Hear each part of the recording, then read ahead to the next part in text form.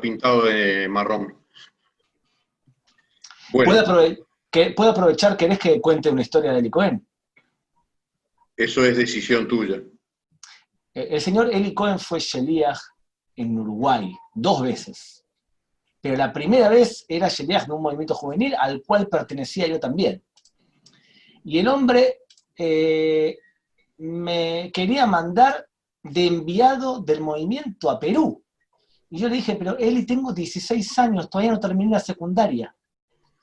Bueno, podés terminarla ahí. O sea, el señor Eli Cohen quería mandar un menor de edad a levantar un movimiento juvenil. No sé si eso demuestra su inteligencia superior o que realmente le pesaba la camiseta. Pero habla mucho de él. ¿Quiere empezar ahora Anabela o empiezo yo? Dale, Eduardo, empecemos. Adelante, yo nada Bueno, más doy ciertas indicaciones sí, técnicas por eso. solamente. Bueno, bienvenidos a todos los presentes, sigue entrando gente. Ahora son las 11:02 en Israel y les damos la más cordial bienvenida en nombre de Atzada Sheni y de la Bnei Brit Latinoamérica. Las preguntas y comentarios, reacciones a todo el debate que vamos a tener hoy muy interesante, por favor por chat. Gabriel, que es el moderador, verá de gestionar todas sus inquietudes y hacérselas pasar a los ponentes de hoy. Sin más, le doy la palabra al señor Eduardo Kohn, en nombre de Bnei Brit. Bueno, buenas tardes a todos en América Latina y buenas noches en Israel. Para Bnei Brit Latinoamérica es un privilegio poder presentar esta actividad, gracias al constante y generoso apoyo de Atzada Sheni. Nuestro agradecimiento a los panelistas por aceptar el debate de un tema sin duda acuciante, como lo es si las palabras que emanan de manifestaciones enojadas, agresivas, pudieran provocar otra vez un asesinato político. Gracias, estimado amigo Marcelo Kisileski, periodista y docente. Gracias, Silvio Joscovich, por acompañarnos nuevamente, director del Departamento de Educación de la Organización Sionista Mundial. Y muchas gracias, queridísimo amigo Eli Cohen, exdirector general de la Organización Sionista Mundial. Y nuestras gracias permanentes a Gabriel Ventagal, director de Atzada Sheni, periodista y docente, a quien dejamos ya con la moderación de este debate tan importante. Muy bien. Lamentablemente, en el pueblo judío hemos tenido experiencias duras, dolorosas, de asesinatos políticos, asesinatos por diferencias ideológicas. Y lo que nosotros queremos preguntarle hoy a los 3 exponentes son 3 preguntas que los guíen en una exposición de cada uno de ellos de 12 minutos. Primero va a empezar Marcelo, luego Silvio Joscovich y terminará Eli Cohen, y después le daremos paso a ustedes para las preguntas. Y las 3 preguntas que queremos hacerles es, ¿por qué razón la discusión política en Israel ahora se ha extremizado? La segunda pregunta es algo profundo o es algo circunstancial de la sociedad israelí? Y tercero, ¿qué podemos hacer en nuestras comunidades para reducir estas grietas que tenemos ideológicas? Y, por supuesto, hay una cuarta pregunta, es ¿qué puede pasar en la situación actual en el Estado de Israel? ¿Hacia dónde nos puede llevar la situación actual? Es muy probable que la segunda o tercera persona que hable esté de acuerdo o repita lo que han argumentado los anteriores, porque los 3 que hemos invitado no pertenecen ninguno de los 3 al campo radical en Israel o al campo incitador que nos ha llevado a esto, sino 3 personas que habitualmente dialogan y que forman parte, sin duda, del consenso israelí, pero intentemos explicar también lo que pasa alrededor nuestro. Y entonces va a empezar 12 minutos mi querido amigo Marce Kisielewski. Dale, Marce, tu tiempo. Muy bien. Buenas noches a todos. Agradecimiento por la invitación. Hola a Anabela también, y a Eduardo, y a Gaby, y a mis copanelistas Silvio y Eli. El derecho a manifestarse es prioritario en la democracia, y yo como periodista y como comunicador entiendo que el objetivo de una buena manifestación es salir en los medios. Si no la cubren los medios es como si no hubieran ocurrido y su mensaje no se va a multiplicar. Para lograrlo tienen que ocurrir cosas en las manifestaciones que constituyan noticia que les interese a los medios cubrirla. Por ejemplo, mujeres que muestran el pecho en la manifestación, no lo hacen porque les encanta, puede ser que sí, pero lo hacen porque es provocador precisamente, al punto que para los medios de comunicación resulta atractivo, no importa si a favor o en contra. Y por eso algunos manifestantes se quedan después de las 23 horas, que es el horario legal que les da la policía, porque tarde o temprano, y por ejemplo el sábado último la policía esperó 1 hora y media, tendrán que dispersarlos con más o con menos fuerza, y entonces es ahí donde las cámaras de televisión se van a hacer un banquete, especialmente si esto conviene para la protesta, ¿no es cierto? Una buena manifestación es la que sale por los medios, no por nada la forma más efectiva de manifestación en toda la historia, lo recordarán más de uno de ustedes, y en varios casos son las personas que se queman a lo bonzo. Pagan un pequeño precio, es cierto, pero pueden dar por descontado que los medios cubrirán su protesta y su mensaje llegará al público. Por eso el problema de la legitimidad no pasa por la violencia o no, tampoco pasa por la violencia del discurso o no. Los que provocan a la policía saben que quizás van a pasar una noche en la comisaría, porque esas son las reglas de juego de las manifestaciones. Estas reglas parecen un win-win, yo siempre que digo que todos ganan en esto. La policía muestra que es guardiana del orden, protegiendo a los vecinos del ruido después de las 23 horas, y hacen respetar la ley, y los manifestantes demuestran que este es un estado policíaco y violento. El problema es cuando los mensajes de un lado y del otro son incitadores a la violencia en sí, lo cual no es legítimo, ni moral, ni legal, ni democrático. La incitación a la violencia, llamar a otros a matar a otro ser humano, es inmoral y es ilegal. Por eso es ilegal e inmoral poner un muñeco de Netanyahu disfrutando de un banquete, con lo cual no habría problema, si lo que se quiere es criticarlo por ser monárquico. El problema no estuvo ahí, sino que el problema es el título que se le puso, que fue La Última Cena. ¿Qué quiso decir el artista protestón con esto? ¿Se quiso decir que Netanyahu se cree el Mesías? Con eso no habría problema. Pero quizás se quiere decir que esta noche tiene que ser su última cena porque se desea su muerte. Entonces sí hay problema, y el problema es muy grave. Y por eso también, señores, es ilegal e inmoral llamar por Twitter a ir a las casas de los líderes manifestantes publicando sus datos particulares, como lo hizo Yair Netanyahu, el hijo del primer ministro. Y no por nada, y porque las palabras sí pueden matar, el Tribunal de Paz de Jerusalén ordenó a Yair Netanyahu retirar un tuit en el que llamaba a manifestar frente a las casas de algunos de los líderes manifestantes. También es ilegal e inmoral llamar a los manifestantes marcianos, como también lo hizo el hijo del primer ministro, es decir, deshumanizarlos. Miren, acá yo quiero ser muy, muy, muy claro. Los nazis llamaban a los judíos ratas. Hoy en día, el incitador televisivo argentino, Pedro Brieger, compara, lo vi yo mismo hace poco, a los colonos en los territorios con bichitos de Pac-Man. No sé si se acuerdan del Pac-Man que va carcomiendo los territorios a su paso.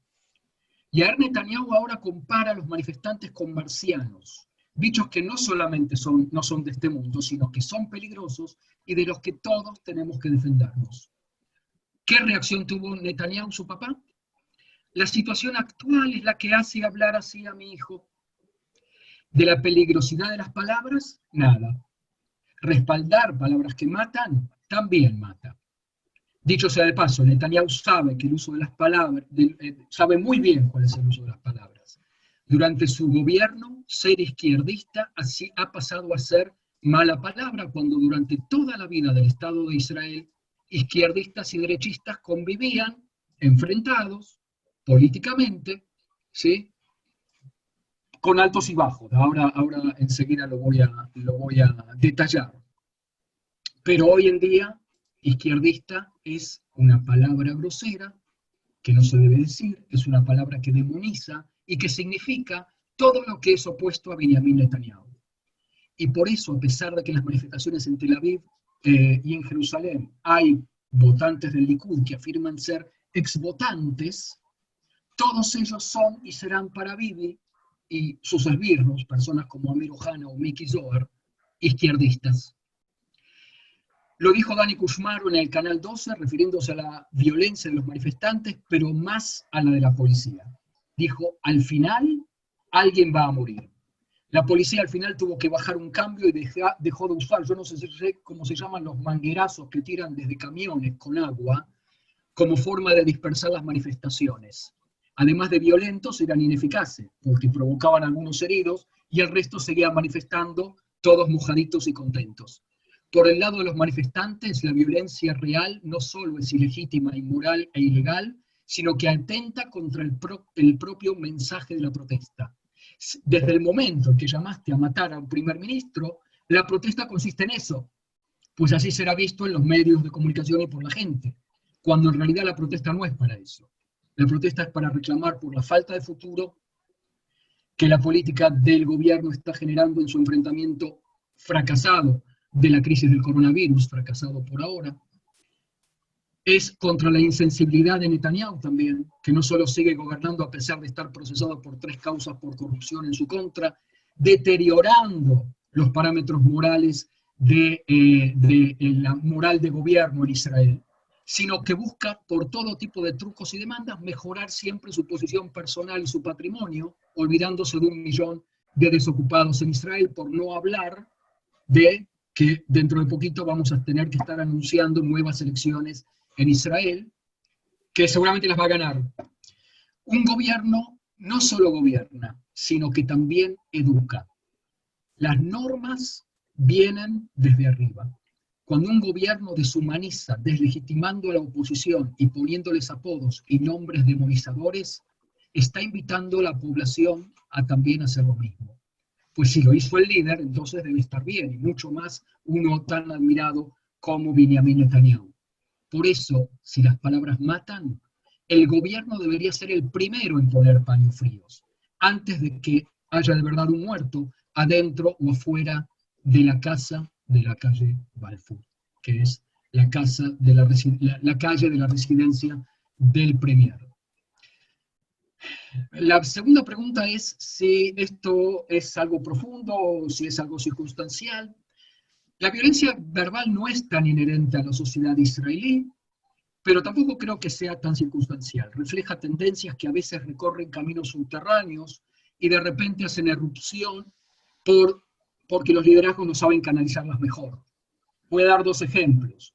El primero fue en 1983, o el primer ejemplo que yo quiero dar, no es que fue el primer asesinato político.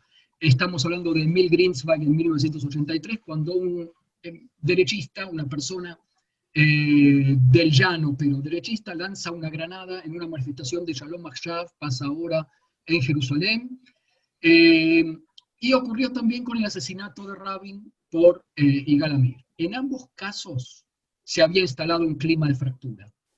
Yo puedo interpretar el asesinato de Greenswag como surgido de la primera vez que se libraba una guerra llamada no de consenso. Era la guerra del Líbano y era la primera vez que se trataba de una guerra en la que la mitad de la sociedad pensaba que no era una guerra de supervivencia, una guerra de que no hay remedio, sino una guerra elegida por el gobierno, porque es la primera guerra que no es una guerra de invasión. Las anteriores eran 67, 73 guerras en las que los países árabes intentaban invadir para destruir Israel. Sino que la guerra del Líbano era más una guerra impulsada por el gobierno para solucionar un problema que estaba fuera o que venía desde fuera de su territorio. Y la mitad de la sociedad, encabezados por Shalom Achshav en aquel momento, pensaban que no era, que sí era de alternativa, que había más alternativas que salir a esa guerra. Pero era la primera vez que esto pasaba. Entonces uno puede decir, bueno, la sociedad se está reacomodando. Si bien tampoco fue el primer asesinato político, habría que remontarse al asesinato de Arlosoro, donde no era claro quién, hasta el día de hoy, no está claro quién lo mató, y si quieren también al caso de Altelena, donde fue la izquierda la que mató derechistas, ¿no es cierto? De alguna manera. En el asesinato de Rabin la cosa cambia un poco porque ya había una memoria histórica de asesinato político en la misma generación, pero no había memoria histórica de magnicidio, eso también hay que recalcarlo. Hoy en día, ahora esa memoria hace más difícil que haya otro magnicidio, y además técnicamente también es más difícil porque hay lecciones que se aprendieron del asesinato de Rabin en cuanto a seguridad y todo. Y por eso la pregunta es si hará falta siempre un enemigo externo para evitar una guerra civil. Puede sonar exagerada, pero estos climas de polarización virulenta que vivimos de modo cíclico tienen que llamarnos a la reflexión. Yo no sé, yendo a la tercera pregunta, qué se puede hacer en las comunidades para reducir las grietas ideológicas, porque creo que la situación en cada comunidad suele reflejar la situación que se vive dentro de cada país. Si la cultura política de un país, por ejemplo, es verticalista, la comunidad judía también tiende a serlo y va a saber alinearse detrás de un liderazgo de modo más en bloque. Y si hay grieta, y uso a propósito la palabra grieta, dentro de la sociedad general, puede que haya una grieta también dentro de la comunidad, y no es casual porque estamos reflejando un poco la sociedad argentina, ¿no es cierto? Las redes sociales tampoco ayudan, ¿sí? Yo creo que como latinoamericano, por lo menos hablo en mi propio nombre, que hemos abandonado hace mucho nuestras sociedades de origen, no sé si estamos en posición de darles consejos, más de hacer votos por un diálogo más abierto y tolerante, aún con los que no piensan como nosotros, pero que cosa que creo que es más sana. Pero si hablamos de las redes sociales, quizás mi recomendación quedarse en Facebook y no pasarse a Twitter, pero eso ya es entrar en el terreno del humor. O no, porque estamos en una época de grieta planetaria, si se quiere, porque las redes sociales reflejan lo que pasa en los subconscientes colectivos más de lo que vemos en la calle, y donde todos atacan porque se sienten que se están defendiendo de un otro, y la resultante al final es que todos acabamos siendo malvados, creyendo que somos los buenos. Yo sí creo que existe lamentada grieta en el pueblo judío, pero a otros niveles. No sé si dentro de las comunidades, ya lo dije, cada caso particular. Pero, por ejemplo, entre Israel y la diáspora, por ejemplo, en el tema religión y Estado, y también aquí cabe la pregunta de si vamos hacia un multiculturalismo judío o hacia la fractura en dos o más pueblos judíos, uno de tipo más abierto, conservador, reformista, otro de tipo más ortodoxo. Esto sí me parece algo muy profundo, pero no es directamente el tema de hoy, y se me fue el tiempo, así que paro acá. Muchas gracias. Muchas gracias, Marce. Querido Silvio Joscovich, tu opinión.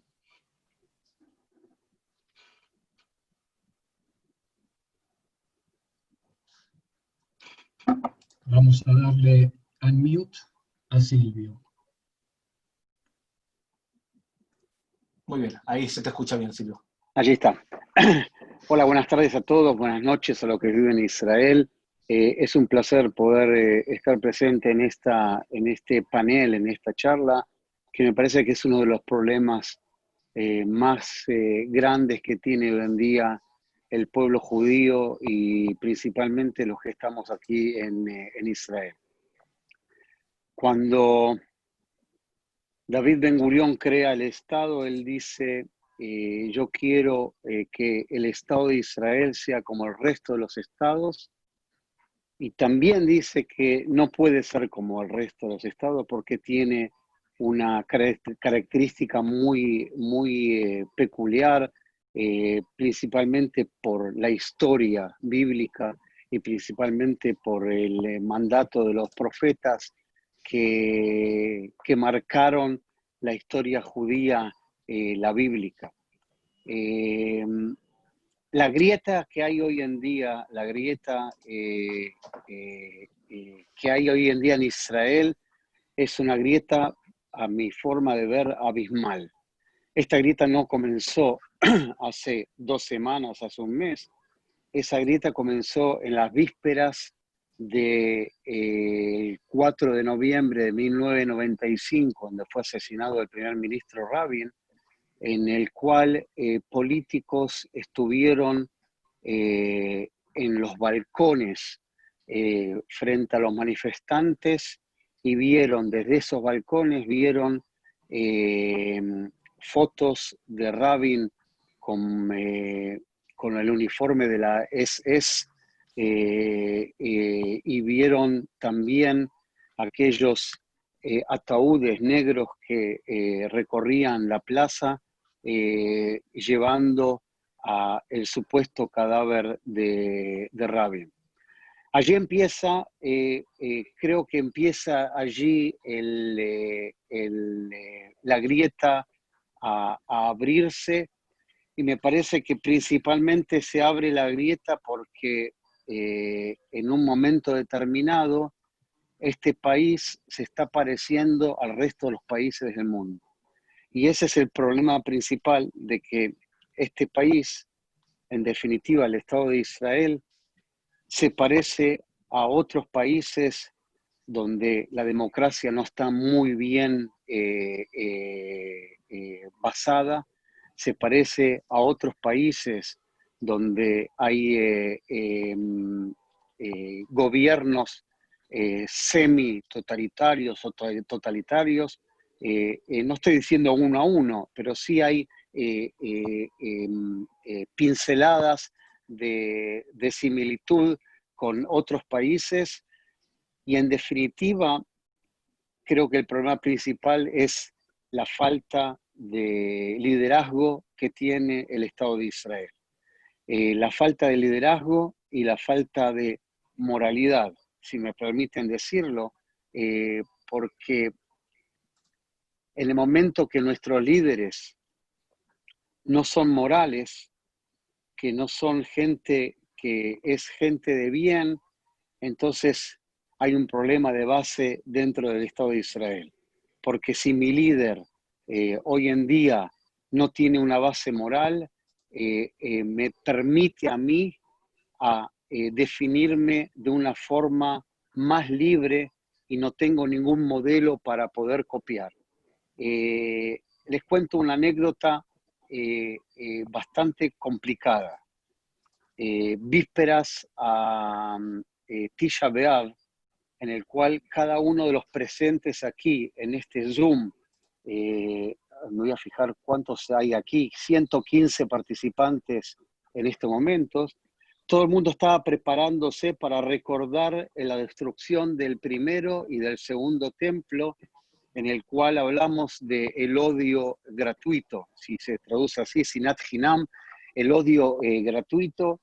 Y les quiero leer un mensaje de la barra brava de Beitar Yerushalayim, un equipo de fútbol que es muy bueno, la barra brava de Beitar Yerushalayim, que dice así: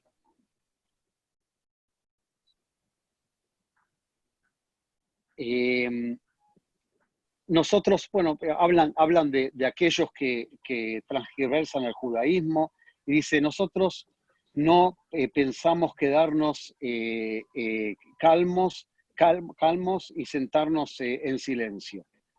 El día jueves, Erev Tzet Tzom Tisha B'Av, el día jueves, cuando termine el Tisha B'Av, nos encontramos todos en la Tahaná, en el Mitham Tahaná en Jerusalén, a las 9:30. Presten atención, zurdos, izquierdistas, basuras. La regla de juego van a cambiar a partir de ahora.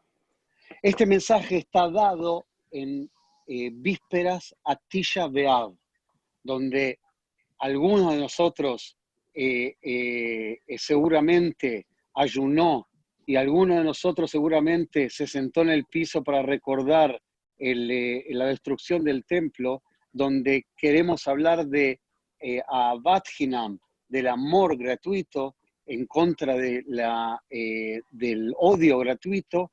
Y este grupo de gente, me van a decir, muchos de ustedes van a decir, sí, pero son un grupito minúsculo de gente que se expresa como se expresa, y son realmente extremistas, extremos violentos y extremos, pero eso, si hubiera una dirigencia, una manigut dentro de este país que fuera una manigut verdadera, así como lo era Ben Gurión, así como lo era Menachem Begin, así como lo era Shimon Peres, así como lo era otros tantos, si hubiera habido un liderazgo en el cual, en lugar de echar leña al fuego, trataría de apagar ese fuego que se incendió y que hoy en día es tremendo, porque las brechas que hay son brechas que tengo la sensación que va a costar muchísimo volver a juntarse, porque cuando le dice uno a otro, le dice que no es legal las manifestaciones que ahí dice que hacen, donde hay dirigentes que tildan a esas manifestaciones de antidemocráticas. O sea que estamos hoy en día en un momento muy crítico de lo que están pasando aquí. Las comunidades judías tienen que exigir hoy en día, tienen que exigirle al Estado de Israel de que no sea como el resto de las naciones. Las comunidades judías pueden ayudar a estas brechas que están creciendo, porque las comunidades judías tienen que poner foco sobre esa problemática y decir, nosotros como judíos no vamos a permitir de que haya un asesinato, otro nuevo asesinato político. Preguntan antes si puede haber un asesinato político. El asesinato político fue ya efectuado, simplemente por una cuestión geográfica no se llevó hasta el final, pero cuando alguien rompe una botella y con el culo de la botella trata de pinchar a una persona, si la pincha acá va a ser una herida, si la pincha acá va a ser una muerte, en la yugular va a ser una muerte. Por eso digo que el próximo asesinato político está acá, está en el umbral de nuestras puertas. Pero tenemos que hacer lo imposible para que podamos volver a la normalidad, porque este pueblo tiene que ser normal, no tiene que ser como el resto de los pueblos. Los judíos fueron los que inventaron la moralidad, los judíos fueron los que levantaron la bandera de la paz. Los judíos fueron los que levantaron el tema del diálogo entre las partes, que no importa si estoy de acuerdo o no estoy de acuerdo. Los judíos fueron aquellos que levantaron la bandera del diálogo, aceptando o sin aceptar. Él decía, Herzl hablaba de Hebrat Mofet, de una sociedad, a ver si me ayudan, Ejemplar. ejemplar. Herzl hablaba de una sociedad ejemplar. ¿Es esta la sociedad israelí ejemplar que estamos buscando? ¿Es esta en el cual cuando salen a manifestar hacen gestos obscenos para decir que enfrentarse a otro? ¿O que salen a pegarles o salen a apuñalar a alguien porque manifiesta en contra de un líder o en contra de una concepción? Esta Hebrat Mofet tenemos que manejarla hoy en día. El término de Hebrat Mofet, de la sociedad ejemplar, es el momento de resurgir desde esas bases de una sociedad justa. Hay que reclamar a los valores, tenemos que exigir que los valores vuelvan a la base de esta sociedad israelí que están en problemas. Si no hay un liderazgo aquí, entonces les digo a ustedes, a todos aquellos que no viven aquí en Israel, que tienen la obligación de presentarse como aquellos que quieren exigir al Estado de Israel como el centro de la vida judía en todo el mundo. Ustedes tienen que ser aquellos que exijan de que haya una sociedad que pueda aceptar a la persona que piensa distinto, que pueda llevar adelante, enarbolar la bandera de un liderazgo moral, que lamentablemente hoy en día no está presente en el Estado de Israel. Por eso creo que es el momento en el cual esta sociedad israelí tiene que aceptar la base del diálogo, tiene que aceptar que yo pienso distinto a mi vecino, tiene que aceptar de que mi idea, aunque no sea la idea de mi vecino, es valedera. Por eso tenemos que hacer lo imposible para poder cerrar esa grieta y poder seguir viviendo en paz entre aquellos que piensan distinto. La democracia real permite que yo pueda conversar y pueda presentar mis pensamientos y que mi contrincante me pueda apoyar y pueda defender y esté dispuesto a morir para que yo pueda decir lo que yo siento de lo que está pasando aquí. Eso por ahora, espero que no haya sido demasiado largo. Antes de pasar a él, y te quiero hacer una pregunta, Silvio. En los años 50 teníamos un líder muy fuerte en el Estado de Israel, que era David Ben Gurión, que entre otras cosas le decía a Zeb Jabotinsky, lo llamaba Zeb Vladimir Hitler, o que entregó a judíos lo que se llama la Zazón, entregándoselo para ser matados por los británicos. O sea que no creo que sea un ejemplo realmente de algo que sería justamente ejemplar. Pero estamos de acuerdo de que lo que pasaba en los años 50 no pasa ahora. Ahora hay un nivel de violencia mayor, y Marcelo sugirió que las redes sociales han potenciado aún más esa violencia verbal. ¿Podés señalar algo después del asesinato de Rabin que diga que esto es propio de la época de los últimos 10 años con el gobierno de Netanyahu, que hace que todo lo que hemos vivido se ha potenciado aún más? No, yo no estoy hablando que es por Netanyahu, no estoy diciendo que son los últimos 10 años de Netanyahu. Lo que estoy diciendo es que este es otro mundo. Lo que estamos viviendo hoy en día es otro mundo. Las emociones de aquellas épocas eran emociones de aquellas épocas que en su momento quizás sí estaban, eran aceptadas o eran forma de compartir las sensaciones. Pero hoy en día estamos en otro mundo.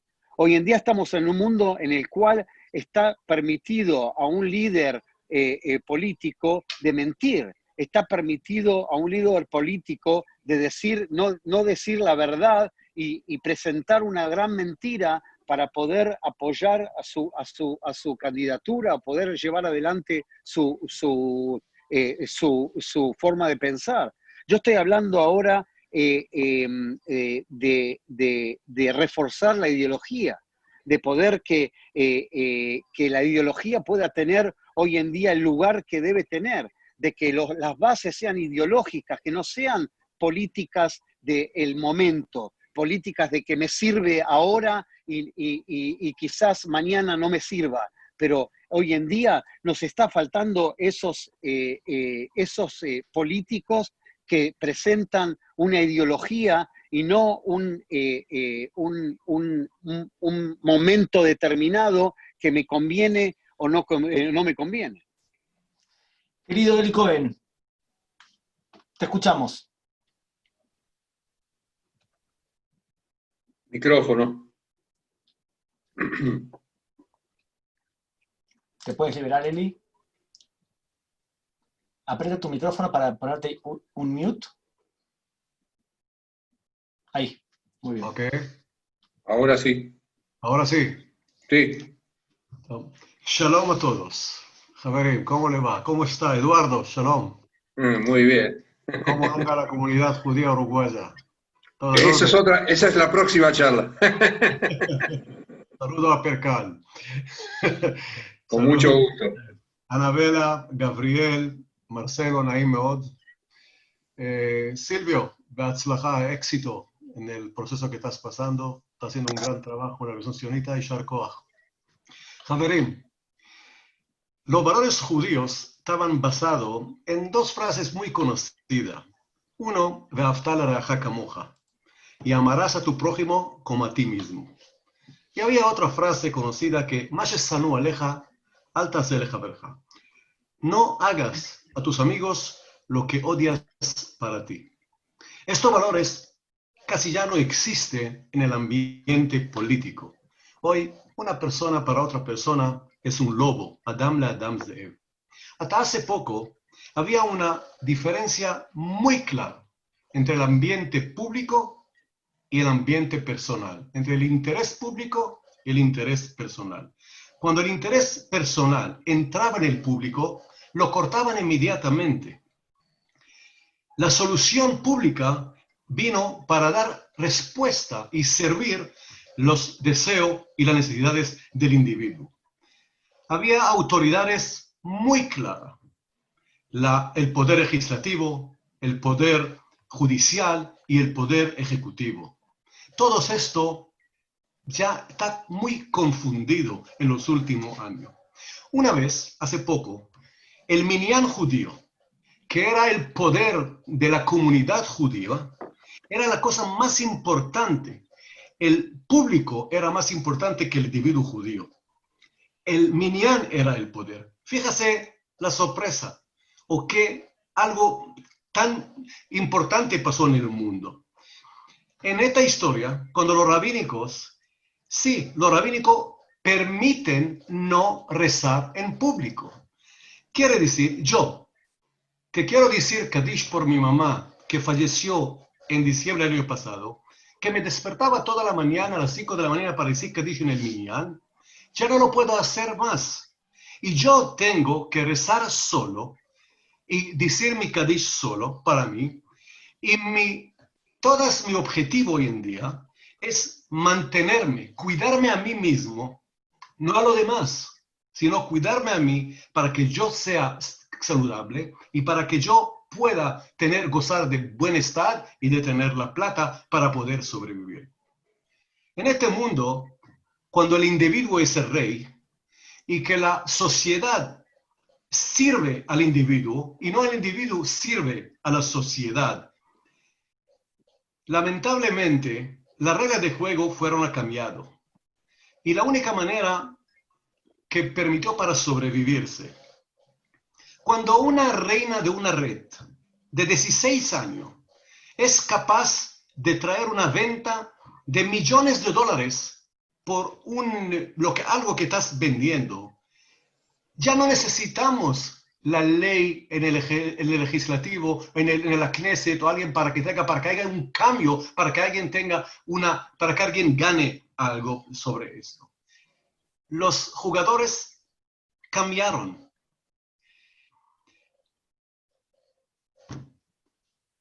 Hoy, en las redes que existe, cuando hay multisystem y muchos canales de televisión que permiten a cada uno de nosotros, incluye aquellos nosotros que no sembraron ni un árbol, que no hicieron nada, solamente tiene 10 dedos, o mejor dicho, 2 dedos, de poder teclar y escribir lo que le da la gana.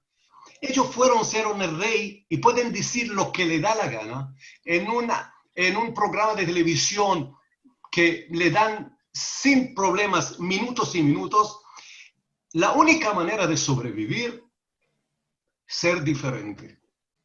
Una vez para ser diferente o para decir algo que es importante, tenía que crear algo importante, una amtzá, algo, descubrir un Waze, descubrir algo para que te tengan una imagen. Tiene que traer una halajá, algo de la bíblica, algo, un hidush, para que te nombren y para que te lo saquen. Pero hoy, la única cosa cuando hace un hidush, o un exit, ven cuánto costa tiene. Por eso, el diálogo y el siaj, la conversación que fueron ahora, te provoca y te pide ser diferente, ser rápido, usar un lenguaje bajo y simple para que todo te comprenda, usar slogan y algo que se escuche y que lo puedan mantener. Porque en un segundo hay alguien que diga algo diferente y ya a ti te olvidaron y lo van a traer a él. Algo que sea más fuerte de lo que el próximo diga en un minuto. En Israel las luchas están muy complicadas. Nosotros hablamos en la Biblia que habíamos 12 tribus. Por eso le dieron acá a cada uno 12 minutos, me imagino, Gabriel, por los de esas tribus. El presidente dijo que hay 4 tribus importantes en Israel. Y yo le digo, Javerín, yo conozco, vivo en Bet Shemesh. casi era candidato y con Haredim y para la intendencia, y conozco. Te lo digo yo, escúcheme bien, hay más de 120 tribus en el pueblo judío, quizás muchísimo más, pero cada uno está seguro que él tiene la razón y que él está luchando por la verdad de todo. No hay perdón y no hay respeto al otro. En la compañía sociedad israelí hay luchas religiosas, hay luchas social entre las élites. Lo que está pasando hoy en Israel es una lucha entre las élites, los jueces contra el pueblo, el gobierno contra el gabinete, contra la Knesset, los sefaradim contra los ashkenazim, los israelíes contra los árabes, al revés contra los israelíes. Muchos problemas económicos, como bien dijo acá Marcela, hay casi 1 millón de gente desempleada. La corona puntualizó estas luchas y formó una ktsana. Marta Gabriela Ktsana. Una extremización. Una extremización de todos estos conflictos que ya existían. Y hizo unión de intereses. El desocupado con el interés político que no le pertenece. Un likudnik que no tiene para comer. Ya es parte de una manifestación. Y quieres que lo escuchen. Y va a hacer todo para que lo escuchen, no le importa qué. Todos los fraudación que tiene. Porque la lucha es de muchas gentes en Israel por el pan. Y cuando uno lucha para comer, le sale toda la amargura que tiene y no importan las palabras y no le importan cómo se escuche, pero quieren que lo escuche. La extremización en el diálogo público no es solamente referéndum a una pregunta más sobre la sociedad israelita. Nosotros estamos escuchando los dirigentes en América Latina, por ejemplo, a Chávez en su momento. Hoy escuchamos a Bolsonaro como habla contra los políticos o contra la policía. Estamos escuchando acá en el Medio Oriente los líderes árabes y supuestamente escuchamos a Trump y su lenguaje cuando habla contra los demás. Pero nosotros los judíos tenemos el derecho de ser lo primero, de este signón, de esta fórmula que se está haciendo. Más adulto que nosotros, puedes que recuerda que una vez en el Hazán, en la sinagoga, todo estaba en silencio y el Hazán rezaba toda la tefilá. Y el público usaba, de vez en cuando participaba en la tefilot. Hoy en día, el que va al Yavne en Uruguay, o el que va a los reformistas, los conservadores, ves que todos cantan juntos. Ya no hace falta escuchar uno solamente, sino todos quieren que lo escuchen. Todos juntos están leyendo. Ya vimos en la historia judía, en la Biblia, y no quiero entrar ni cabálico ni religiosamente, solamente escuchando y estando, contando la historia. Vimos que había una muerte, una matanza entre hermanos en Caín y Abel. Ya vendimos un hermano de nosotros, a Yosef. Ya matamos a Gedalia. Y por eso tenemos Tzom Gedalia antes de Rosh Hashanah, el primer asesinato judío que hubo. Y hay muchos ejemplos más. Ya vimos en la historia de la época de que salimos a la diáspora. Y nada más solamente ahora salimos de Tisha B'Av. Habló Silvio de odio gratuito, Sinat Hinam, Kamsa y Bar Kamsa. Y vimos también la historia nueva en la creación del Estado en Israel, Etzel, Haganá y Altalena. No debemos tener una memoria corta para pensar que lo que está pasando ahora no pasó antes. Sino, lamentablemente, nuestra historia canta la justa, como dijo un líder uruguayo, porque al pueblo le gusta que le cante la justa. ¿Te acuerdas, Eduardo? Era candidato a presidente. Bueno, y nosotros sabemos que es importante decir la justa.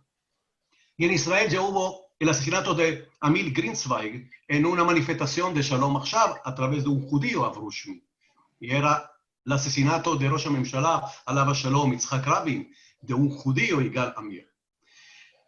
La distancia entre decir algo de los líderes a su público, cuando ellos participan en manifestaciones, es diferente cuando ellos hablan en público en la televisión para que todos lo escuchen. Dice, hay dos mensajes.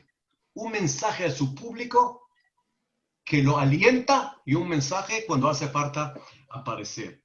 Ya vimos cómo los rabinos dieron justificaciones a actos extremistas que se hicieron contra judíos y contra no judíos que no estaban de acuerdo con ello. También vimos cómo los rabinos algunas veces respaldan y apoyan a aquellos que hicieron esas cosas tan terribles en nuestra sociedad. Javerim, cuando tú haces akbalá, un paralelismo. Esta palabra, entre el malaj, el ángel, y el satán, el diablo, en el bueno y el mal, el tzadik y el rasha, puede ser que aquellos que te escuchan pueden ir un paso más adelante de esa frase que tú dijiste sobre esta persona. Cuando tú decides y cuando tú declara en forma ultimativa en la prensa, muchas veces sobre algunos hechos que no son totalmente verdaderos. Y cuando tú aceptas de una parte lo que dice la Suprema Corte, cuando te conviene, y cuando no te conviene, no lo acepta. Todo esto permitió que la gente no respeta las autoridades. Y cada uno busca una autoridad de respetarla para que sea como en sus intereses. Cada uno, lamentablemente, no, Gabriel Odmilaja, pone en tela de juicio la autoridad del otro. Y de acá a llegar a una conclusión que tú eres la autoridad y tú tienes la autoridad es muy corta. Por eso, lamentablemente, yo creo que todos estamos de acuerdo, pero yo creo que el diálogo israelí cruzó una red roja. Ya no es legítimo en la manera que se está manejando. Es un diálogo solamente de sentimiento, muy personal, con fuerza. Todo es mío. Yo tengo la única razón. Falta de respeto al otro. Falta de respeto a todo lo que es no tuyo. Y en la época, como dije anteriormente, de las redes que existe, cada uno puede decir su opinión, aunque sea extremista, lo van a escuchar y muchas veces sin los hechos, pero pueden influir. Y completando la última pregunta, yo creo que como la comunidad judía, ya vimos en el pasado también, me acuerdo yo, en Uruguay, cuando vino Ariel Sharon, después de la guerra de Líbano, hubo una manifestación de la Shomer Hatzair enfrente de en la Plaza Victoria contra Arik Sharon.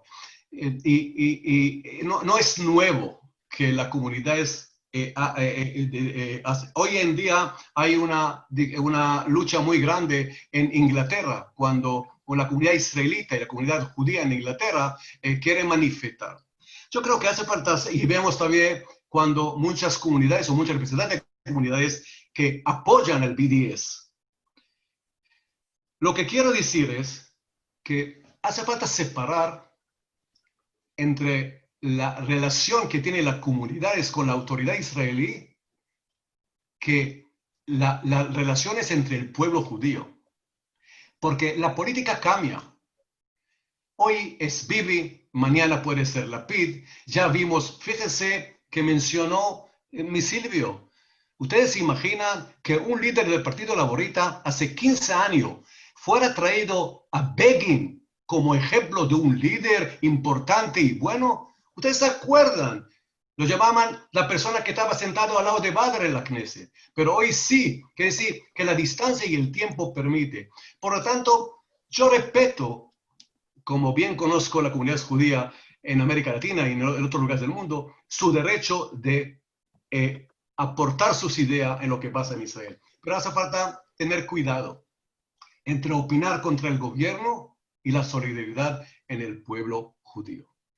Sí, Javerim, si queremos aportar algo para evitar el próximo asesinato político, y no tiene que ser un primer ministro o un ministro, no importa, una persona que piensa diferente, la única manera de levantar la voz decirlo bien claro, y al final nosotros, la mayoría, que pensamos igual, pensamos por ahí diferente políticamente, pero pensamos igual en los valores judíos, israelí, sionita, universales, tenemos que levantar la voz, como bien está haciendo este programa, y no permitir dejar a lo extremista que domine nuestra vida.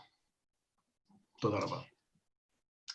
Le quiero hacer una pregunta antes de pasarle a las personas que pueden, a los participantes pueden hacer sus preguntas en el chat y yo voy a ir leyendo, si pueden poner para quién quieren preguntarle, pero quería aprovechar lo siguiente. Estamos todos de acuerdo que las palabras pueden traducirse luego en una acción física. Y hemos sufrido un trauma enorme como sociedad cuando en 1995 asesinaron a nuestro primer ministro. ¿Qué ha pasado, Marcelo, Eli y Silvio? ¿Qué ha pasado que no hemos aprendido de ese asesinato y hoy estamos pensando que nos puede volver a pasar? ¿Qué pasó en el proceso, Marcelo?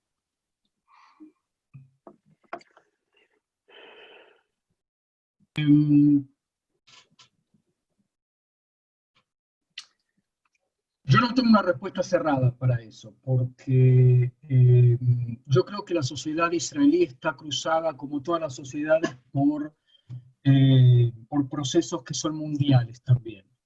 Uno de ellos es lo que yo llamo, o lo que sociólogos han llamado la glocalización. ¿Qué es la glocalización? Es una moneda de dos caras, que cada una reacciona a la otra, donde por un lado no es un error de tipeo decir glocalización, al contrario, es la mezcla entre globalización por un lado y localización por el otro.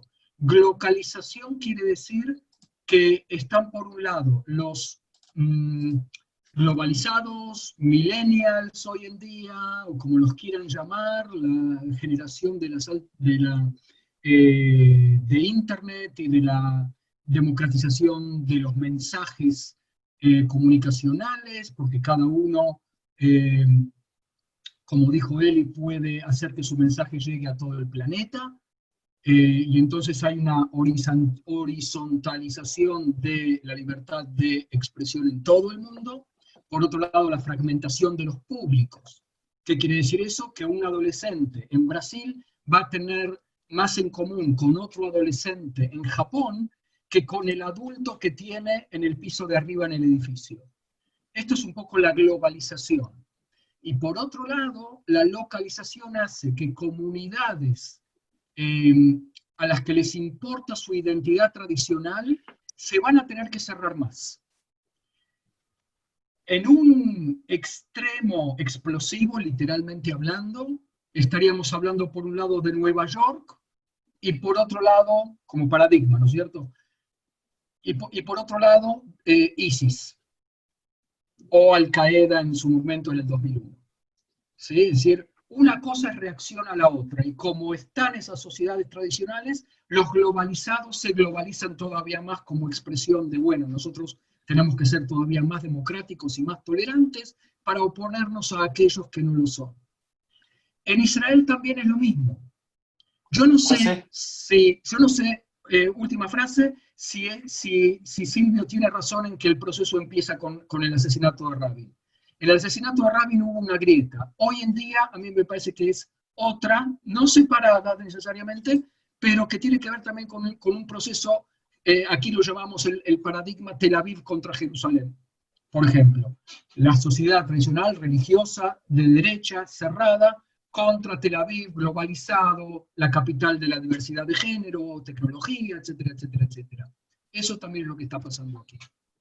Silvio, con respecto a la misma pregunta que hice antes, cuando yo estaba de Shilhut en Uruguay, tuve un pequeño enfrentamiento con los organizadores del acto de Yitzhak Rabin, porque yo pensaba que había que aprovechar ese acto para tratar la grieta que nos permite llegar a una violencia física cuando, como bien dijo Eli, no es algo nuevo en la historia del pueblo judío. Eli dio nada más que una parte de los ejemplos, pero el primer asesinato político fue de Jacob Dahan, ejecutado de una persona ortodoxa, y podemos una lista enorme. Y se desaprovechaba ese tipo de acto para hacer un acto hacia una especie de imagen idílica de nuestro primer ministro asesinado. ¿Qué no aprendimos, Silvio?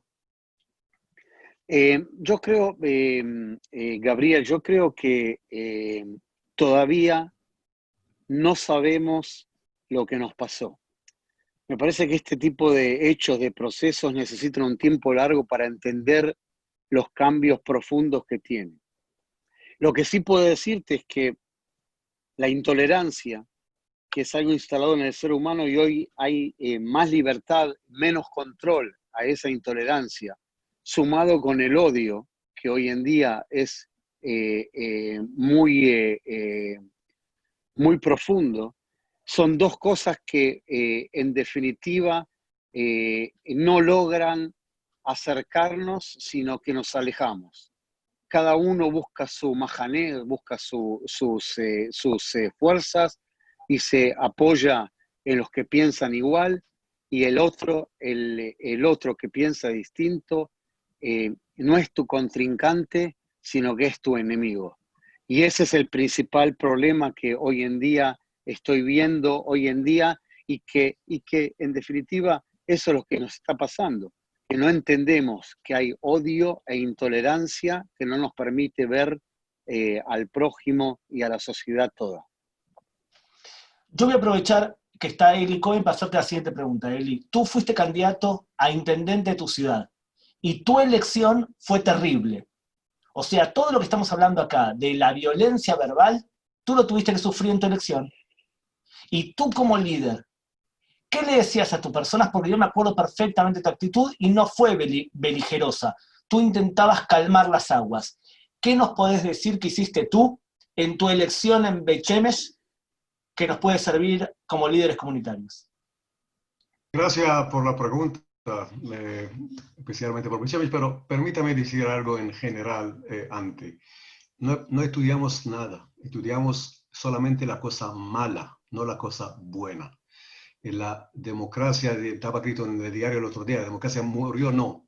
Lamentablemente, los políticos, hoy en Israel, por ejemplo, la mayoría de los miembros de la Knesset son electos por nombramiento de personal, no en forma democrática. Que si quitando el Likud, Meretz, si no me equivoco, y el Mafdal o el Yamina, lo demás es una Avodah, me parece, lo demás fueron electos por Ivet Lieberman, por Yair Lapid, por eso, gente que de la nada, no gente que lucharon, hicieron nada, y por lo tanto, ellos vinieron y ellos sirven su causa sin pensar en la causa común, lamentablemente. También otra cosa que el individuo que estamos hablando en general en la sociedad no pasa por encima de lo político. Es decir, había opción de cambiar el gobierno, el hecho que no lo cambiaron, es decir, ellos pensaron 1000 razones, se puede hacer acá análisis de acá hasta mañana, pero había opción, no lo hicieron. Es decir, había una opción de cambiar, y cuando no cambia el gobierno durante 40 años, es decir, es una costumbre, y adentro del gobierno nadie no quiere luchar. Es algo que es mío, y por eso nadie no lo quiere perder. Cuando yo caminaba por la calle de Beit Shemesh en las elecciones, hace falta recordar que fui shaliach durante varios años. Como director general del departamento de Aliyah, estoy firmado por más de 50,000 olim que llegaron por el pueblo judío, pero yo tuve el derecho y el honor de ser el director del departamento, de 50,000 olim en 3 años. Y a mí me llamaron nazi, me llamaron antisemita, me cupieron y estaban golpeando con la pierna sobre el suelo. Pusieron carteles, Wein, Mame, Wein. Es decir, llora, mamá, llora, porque los hijos van a entrar al gueto cuando Eli sea el intendente. Sabieron que no es la verdad, porque ellos me conocieron. Porque uno de los líderes más importantes era mi maestro de Gemara, cuando yo hice Gemara en el bachillerato de 5 Yehidekudot, y él era mi maestro, él sabía. Él sabía que la casa mía es una casa kasher. Pero ellos querían ganar, porque el poder es más importante que los valores. Y esa es la regla de juego que pasó. Y lamentablemente yo lo escribí en el libro que escribí, Vivimos juntos pero separados. Claramente, lamentablemente, la lucha por el poder pone a la gente ciegas. La gente ya no le importa en el público, lamentablemente. Después, solamente para aclarar, después que pasó las elecciones, el intendente en el diario, en un diario jaredí, le preguntaron a quién le quiere pedir disculpa. Me dijo, quiere pedir disculpa a Eli Cohen. Y Gaffney, que es el miembro, también me envió y me pidió disculpa. Pero digo, a mí no es un tema personal. Había 18,000 personas que votaron. A ellos tiene que pedirle disculpa porque esa marca, esa huella, no es una huella más en el mar que viene una ola nueva y que lo cambia. No, es una huella en los corazones de los niños de ellos que llamaron antisemita a Eli Cohen y nazi, y es una huella en los familiares. Mis hijos, mi hija, mi familia, mi gente que soportaron. Lamentablemente, Bet Shemesh es בבואה של החברה הישראלית. Es una burbuja. ¿Cómo אומרים? Una burbuja de la sociedad israelí, un ejemplo. Y eso es lo que está pasando hoy en día, lamentablemente. Por lo tanto, lamentablemente, no estudiamos nada y hasta que los líderes o hasta que gente de capacidad. Una cosa más, tuve en una reunión que había mucha gente de la Fuerza Aérea, con Giora Rom, que era el director general de la agencia judía, 50 años cuando él se liberó estaba prisionero de guerra después de la guerra, durante la guerra del 73, durante la guerra. Y había ahí como 50 generales, gente capaz, que hacen plata, son ingenieros, gente con capacidad. Y le dije, ¿por qué ustedes no entran para remover la sociedad y levantar a Israel adelante? No queremos ser parte de esa sociedad política. La gente buena, lamentablemente, no quiere ser parte de lo que está pasando. Última pregunta para todos, rápido, por favor, así cerramos la actividad, de Mirta, que pregunta, si se termina el conflicto exterior que tenemos, ¿podemos matarnos entre nosotros y dejar de existir como Estado? Marcelo. Yo diría que, agregando un poco a lo que dijo Eli recién, no solamente no aprendimos nada positivo, sí aprendimos un poco lo que yo decía de la sociedad enfrentada, pero otro poco de lo que aprendimos en esta generación es que el asesinato político es posible. Es decir, un asesinato político instala el hecho de que es posible o se nos puede pasar por la cabeza el tema de matar a una persona que no piensa como nosotros. Y en general el israelí es una persona no violenta, que grita mucho cuando maneja en los coches, pero cuando se bajan del coche y se encuentran uno al lado del otro, ahí bajan en general los decibeles. La pregunta de si la sociedad tiene que vivir siempre sobre su espada, es la expresión en hebreo, ¿no es cierto? Quiere decir que siempre vamos a tener que estar en guerra, pero también para no pelearnos entre nosotros es una pregunta relevante. Yo no creo que nadie tenga una respuesta cerrada a eso, porque cada uno puede encontrar pruebas para... Yo no soy optimista, sinceramente. Lo vemos cuando en la primera ola del corona, o en la crisis anterior, que fue, por ejemplo, la última grande, que fue la de la Guerra del Golfo, con las máscaras de gas y todo, donde había una solidaridad tremenda y un montón de cosas, y después que terminó la Guerra del Golfo, la gente volvió a discutir y a pelearse y qué sé yo, y después vino el asesinato de Rabin, o sea, es una sociedad complicada esta, no es una sociedad sencilla, y por eso la pregunta de que si no nos vamos a matar entre nosotros el día que haya paz, es una pregunta relevante y yo la voy a dejar abierta, no tengo respuesta. Silvio. No, es una pregunta que aunque alguien tenga respuesta, no la va a querer tampoco responder. Es una pregunta que no podemos aceptarla ni siquiera como pregunta, si vamos a matarnos entre nosotros. Yo creo que el mundo, la sociedad israelí está cambiando. Hoy en día las revoluciones se hacen a partir de este aparatito, de un teléfono. Las revoluciones se hacen a partir de las redes sociales. El llamado el sábado pasado a manifestar en contra el problema económico, en contra de la corrupción que lo tildan al primer ministro del Estado de Israel, a favor de que haya una salida laboral para los 800.000 personas que están hoy en día desocupados, todos ese llamado a manifestar fue un llamado de las redes sociales en el cual se hicieron presentes 12.000 personas alrededor de la casa oficial del primer ministro. O sea que hoy en día esas manifestaciones son manifestaciones que son llevadas a cabo en paz.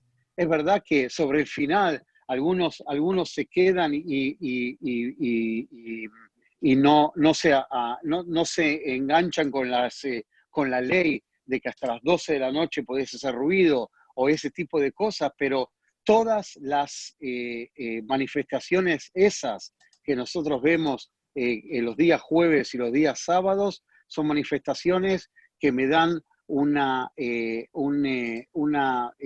tikvá, una esperanza de que esto no está perdido, de que acá la sociedad israelí sí decidió ser parte y no ser manejada por los individuales, por aquellos que utilizan la política para el bienestar personal de cada uno. Y por eso soy optimista de que esto va a cambiar, y va a cambiar por las vías de paz y no por las vías de violencia. Don Eli. Bueno, te hace falta recordar otra vez la historia. La respuesta es, creo que no, pero ya hubo el reinato de Israel y el reinato de Yehudá. Ya hubo Mamlechet Yehudá, Mamlechet Israel. No es que nos separamos por un tema impositivo, imagínate. Que no es algo que hace falta sopadero. Pero yo creo que no. Yo creo que cambiamos y yo creo que el pueblo es más fuerte que sus líderes al fin. Eso no puede continuar y no importa. El pueblo se va a levantar y va a tener que decir. Pero toda la mañana rezamos y quiero culminar con este deseo, que creo que es siempre bueno, y es bueno también en este caso porque no necesitamos. Y con eso voy a terminar, si me permiten un segundo, בבקשה אפשר. שים שלום, טובה וברכה, חיים חן וחסד, צדקה ורחמים, עלינו ועל כל ישראל עמך, וברכנו אבינו כולנו כאחד באור פניך. כי באור פניך נתת לנו אדוני אלוהינו, תורה וחיים, אהבה וחסד, צדקה ורחמים, ברכה ושלום. וטוב בעיניך לברכנו, ולברך את כל עמך ישראל ברוב עוז ושלום.